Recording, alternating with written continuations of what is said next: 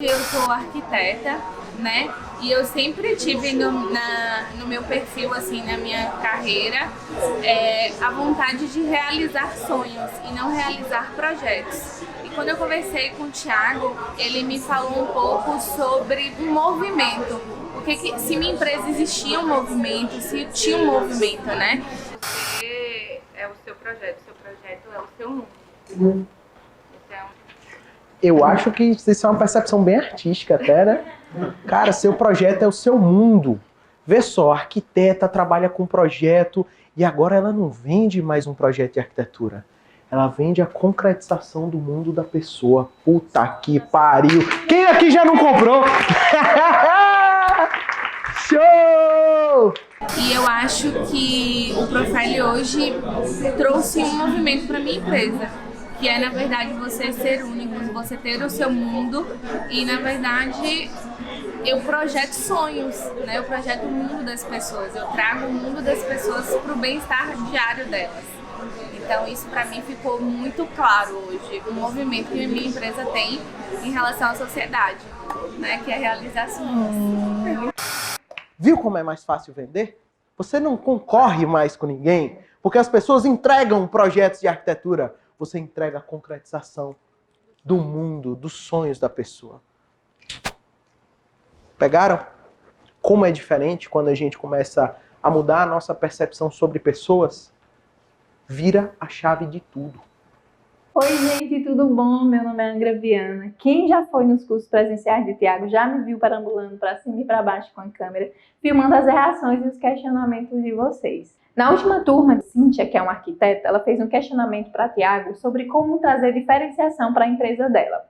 E eles tiveram uma conversa, a gente filmou uma parte disso, que foi o momento em que ela conseguiu achar essa diferenciação, e ela falou para todo mundo, só que aí veio o questionamento para mim e para a Isabela, né? A gente ficou pensando, como que Thiago faz isso? Como que ele consegue fazer todo esse processo e trazer diferenciação para qualquer produto ou qualquer empresa no mercado? Pensando nisso, eu sentei com ele, chamei ele para conversar e fiz algumas perguntas para a gente entender como é que funciona a cabeça dele e como é que ele consegue trazer esse processo para a empresa. Então, diante disso, como foi que chegou nessas questões? Como foi que você pensou nisso e conseguiu construir isso com ela? Quando você escuta falar que ela agora ela é arquiteta do mundo dos outros, né?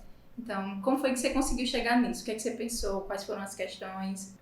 Quando eu penso na diferenciação de um negócio ou de um profissional, eu penso primeiro na causa dele, na estrutura autêntica dele e nisso tudo. Quando a gente começa a trabalhar esse contexto de negócio com propósito e tudo mais, o objetivo é criar negócios para o mundo. Negócios que façam sentido no mundo atual, que são negócios mais humanizados, contextualizados, negócios que tenham um propósito real. Durante o processo com Cíntia foi interessante que na entrevista prévia a gente já tinha batido um papo, ela tinha dito que tinha algumas dificuldades, algumas questões, o perfeccionismo dela, de estar em cima. Ela tinha muitas questões que faziam com que ela centralizasse grande parte do processo.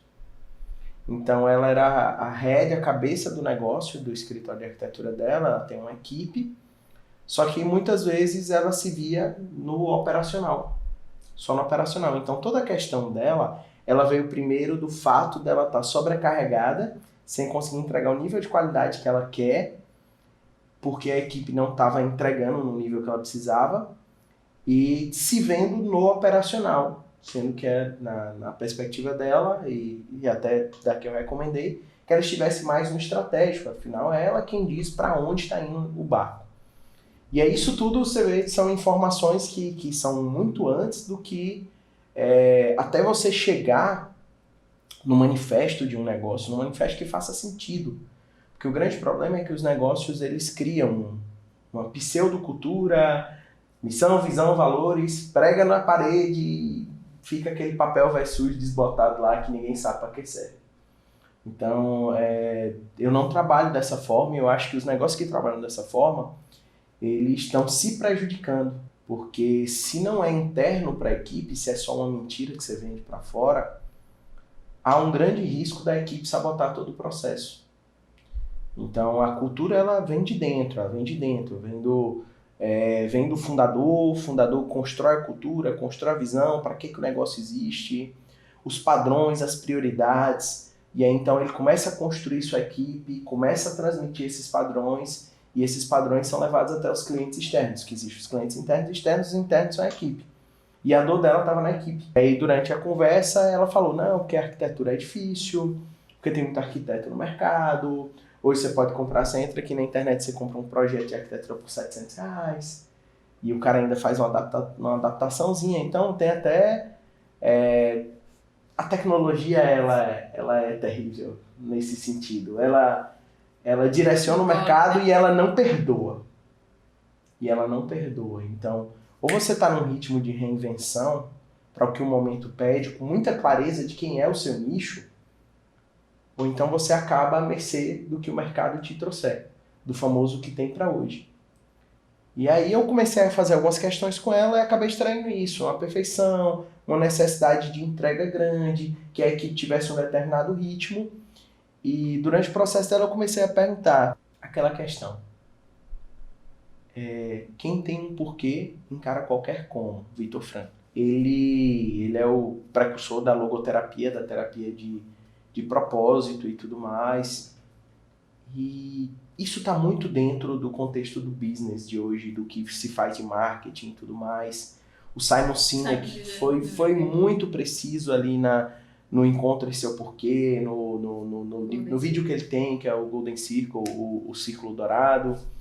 Então, tá tudo muito alinhado. Então, quando a gente pega as grandes empresas, as grandes que dominam por um longo período, elas têm como cultura um propósito.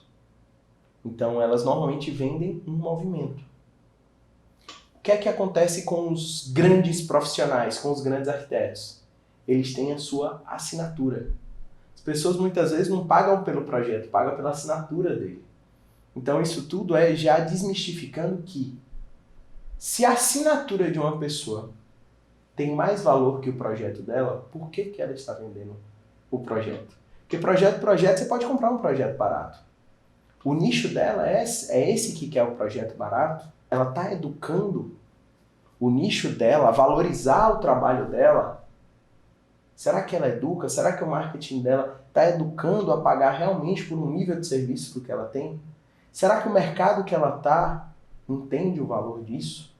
E aí eu comecei a fazer essas perguntas. A equipe dela entendia o valor disso? Isso. Eu fiz para ela, vem cá, você é um arquiteta. Show! Quantos arquitetos se formam todo ano?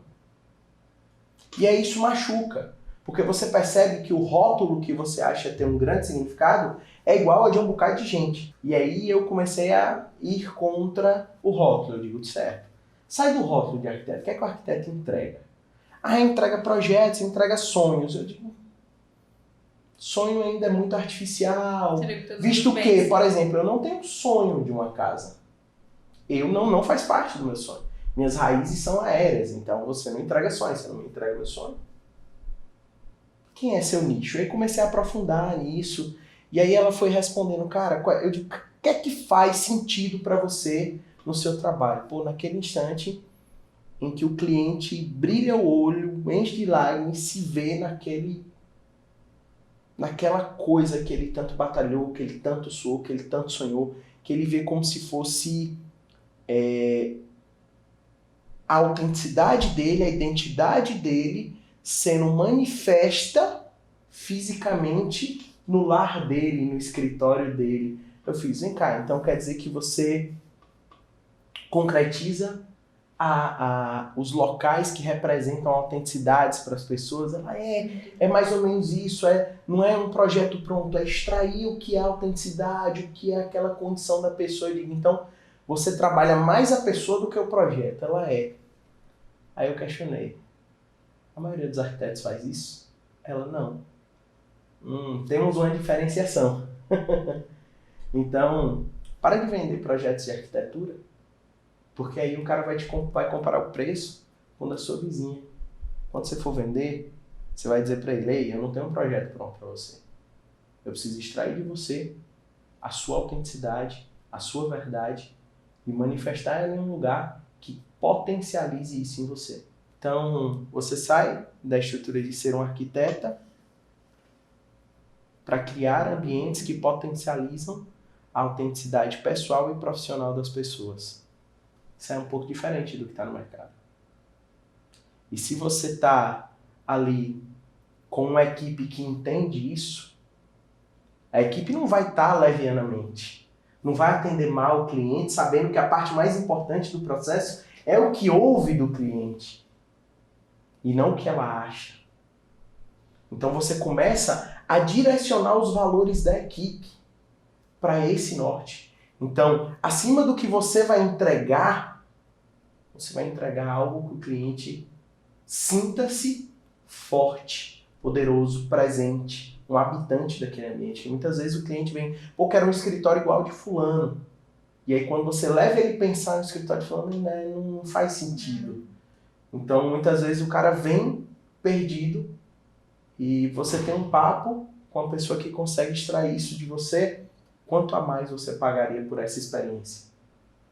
Entendeu? Então vai muito além disso. E mais do que isso, ela enquanto arquiteta, ela não vai ter mais aqueles projetos que só sobrecarregam a agenda e que geram sempre insatisfação. Por quê? O cara te compra o projeto desse jeito, assim, assado, você tem que entregar rápido. Quando o cara entra lá, não gosta.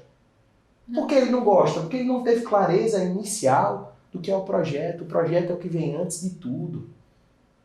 Então, se está tudo alinhado com esse porquê, com essa visão de desconstrução, de clareza, de entregar algo que potencialize a identidade familiar, profissional daquela pessoa, tudo muda. De nada adianta você ter um escritório como o do Google se a sua cultura é enraizada, velha, precisa de paredes, de esconderijos, de... Será que se sentiria bem? Será que se você pegar aqueles jovens naquela estrutura do Google e trancar ele assim, sala fechada, parede, será que eles vão se sentir bem? Então, o que a gente começou a conversar foi exatamente que ela encontrava a onda dela fazendo isso. Entregando locais autênticos. E ela já fazia isso, né? Ela já era o diferencial dela, só que ela não percebia. Ela estava se distanciando disso porque ela estava observando os outros arquitetos. E aí é onde está um grande perigo. Quando você está num jogo artístico, não de oportunidades, o benchmark ele pode ser perigoso. Que você começa a se comparar e a querer seguir o fluxo. Só que lá seguindo o fluxo, vale o preço. Aqui fora, entregando a experiência, vale a experiência, vale a assinatura. Então eu perguntei para ela, você quer ter muitas ou poucas assinaturas? Muitas em todos os lugares ou poucas que façam sentido? Em que a pessoa bater o olho, ela sabe que tem sua assinatura. Autêntica. Então é esse o sentido. Eu trouxe o próprio contexto da assinatura do arquiteto para perguntar se as pessoas pagam pela assinatura do arquiteto, quanto elas pagariam para ter um ambiente que fosse a sua assinatura pessoal. Aí foi que a chave virou para ela realmente. O meu nicho de cliente pode ser esse. O meu marketing pode ser esse. Então, o que eu questionei para ela foi exatamente isso, que aquilo que ela aspirava, que aquilo que ela tinha como um porquê, como uma causa, como uma orientação pessoal, poderia ser a mesma das pessoas que estavam ali. Ninguém quer nascer para ser igual. Ninguém quer um ambiente igual. Ninguém quer sua marca igual a de ninguém. Como é que você percebe isso? Como eu faço isso? Como eu atingo essa diferenciação? Hoje, sentando na cadeira, o que eu tenho que fazer? Para mim, são 2 mergulhos. Um para dentro de si, para se questionar qual é o instante do seu trabalho em que ele faz sentido. Em que ele te faz sentir que é isso. Se é na entrega do projeto, se é no sorriso do cliente, em qual momento. Para mim é o estalo. Para mim o que faz sentido no meu negócio foi exatamente ela dizer assim, ela dar alma para o negócio dela, ela conseguir pegar a alma dela e colocar no negócio dela. Nesse momento é o que faz sentido para o meu negócio. Então todo o meu jogo e da minha equipe é para esse momento, em que as pessoas encontram sua marca e faz rodar. Para ela, Eu precisei mergulhar dentro dela, no contexto da assinatura, da entrega do projeto, do brilho no olho do cliente. Boom! Isso ela já identificou o dela, o do negócio dela. Agora é sentar na cadeira do cliente e perguntar qual é a dor do cliente. Qual é a dor do cliente? O que é que ele sente quando ele está sentado na cadeira dela? O que é valor para ele? O que ele está precisando nesse instante? E aí você começa a entregar isso, aquilo que importa para o cliente. Então muita gente vai estar... cara, isso pode ser usado em qualquer contexto profissional. Qualquer contexto profissional. Isso é cultura. A cultura é a base. Da cultura vem os valores as vontades os comportamentos reforçam a cultura. Se você não entende a cultura, você pode tentar mudar comportamento, mudar a vontade, atiçar novas vontades na sua equipe, tentar e dar a eles valores, mas tudo vem da cultura, Para mim, a minha pergunta simples é, qual é a cultura do teu negócio? Qual é a tua alma? Qual é a tua cultura? Qual é o teu enredo? Quais são os seus porquês? Quais são suas vontades? E o que é que seu cliente precisa? De que forma você pode contribuir para ele? Então, o meu jogo hoje é contribuir para que empreendedores criem cultura em seu negócio que se propague. Como é uma cultura que se propaga? Uma cultura que importa, que gera benefício e que se o seu negócio quebrar, o mundo perde com isso. Uma cultura nesse nível é uma cultura que se importa com a comunidade, com o meio, com o mundo, com seus clientes. E a cultura que se importa com seus clientes, ela se importa com seus colaboradores. Então, quando você vem essa cultura e transmite, você cria multiplicadores de geração de valor, de contribuição para o mundo, você cria negócios mais autênticos, em que, por exemplo, eu não preciso ficar confuso do tipo de profissional que eu vou escolher, porque eu sei que cada um deles tem uma marca pessoal exclusiva. Então eu paro de escolher na prateleira do supermercado commodity, sabão em pó, e começo a olhar qual é a diferença de cada um deles. E aí eu começo a escolher artistas. Não oportunistas, não commodity, mas artistas. Então quando você vai nesse jogo, você começa a direcionar a linha do jogo do empreendedorismo para o que é hoje negócios humanos. Negócios humanos. O jogo já mudou. Se o seu negócio é só grana, se a cultura do meu negócio é fazer milhão, é dinheiro, não é gerar uma experiência wow, não é se conectar com o cliente, não é estabelecer relacionamento de longo prazo, não é treinar e desenvolver sua equipe. Se a sua cultura é só grana, é uma cultura que só atrai mercenário. Eu nunca vi nenhum grande império se sustentar com base em mercenário. Porque bastou abanar uma bandeira com mais grana lá do outro lado, o mercenário vira teu inimigo. O jogo não é você encher sua equipe de mercenários, é encher de artistas. Aí tem muita empresa que faz o oposto. Qual é a onda? Eu quero atrair equipe, funcionários que pensem em crescer junto com o negócio. Que pensem em crescer. Aí eu vou e pergunto para o empreendedor, você pensa em abrir mais quantas filiais? Mais quantos novos nichos de negócio? Ele, não, nenhum. Para mim é só esse aqui. Eu digo, você não pensa em crescer, o seu negócio não pensa em crescer. E o seu colaborador tem que ter uma cultura diferente. Se você pensa estagnado, seu colaborador vai ser isso. Porque o que pensa em crescer, ele não vai ficar aqui dentro. É isso que atrai muito talento, é ele perceber que ele pode crescer até virar sócio, a multiplicar. Aí quando ele entra, ele aceita um cargo mais baixo, um salário mais baixo, porque o jogo dele é o crescimento. É porque a maioria das pessoas quer só roubar os talentos, não quer construir o habitat natural para os grandes talentos, para os grandes artistas. Eu quero criar uma empresa que tem cultura inovadora e preza pela criatividade, mas eu rejeito qualquer sugestão que a pessoa tem. Meus colaboradores têm pavor de cometer erros. Sabendo que esse é um ambiente hostil à criatividade e inovação, como é que a minha cultura tem criatividade e inovação se eu não permito erro, se eu não permito comunicação, se eu não permito um ambiente descontraído? Então, o que o empreendedor precisa pensar hoje... Eu acho que vai sair também, tem isso, né? Não quero que ele saia da minha empresa, então não vou ensinar, não vou treinar, porque eu tenho medo dele sair e ser maior que eu. É até melhor. Eu gosto de empresas que pensam assim. porque elas vão expulsar os talentos para as empresas que não pensam assim e posteriormente ela vai ser subjugada por essa empresa que pensa assim. E para mim, quando uma empresa que suga a comunidade, o mercado, morre, ela abre a oportunidade para uma outra que pensa nele. Então, para mim, o empresário que ainda pensa dessa forma, em sufocar, em sugar o colaborador, em não investir nele, porque ele tem medo que ele saia, mantenha assim. Mantenha assim. Porque se essa for sua cultura, seu negócio está com os dias contados. Talvez os anos. Mas vai chegar um ponto em que esse nível de defasagem vai ruir. Grandes impérios ruem assim, ó, rapidamente. É só ele começar a se virar contra si mesmo. Como? Se vira contra a sua cultura, você começa a destruir seu próprio negócio. Às vezes, o negócio só cresceu porque tem uma cultura linda. Só que aí, uma crise ou outra, ele resolveu mudar a cultura dele para grana. Tá fadado a perder todos os seus talentos até o ponto de ruir seu negócio. Então, quando eu entrego para uma empreendedora tão latente, uma arquiteta, em tese, é para ser um artista.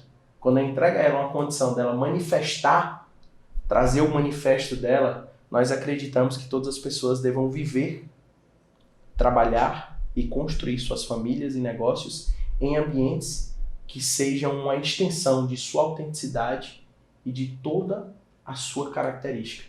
Por isso, nós entregamos um projeto, uma construção, um ambiente que potencialize quem você é, sua natureza, seus valores.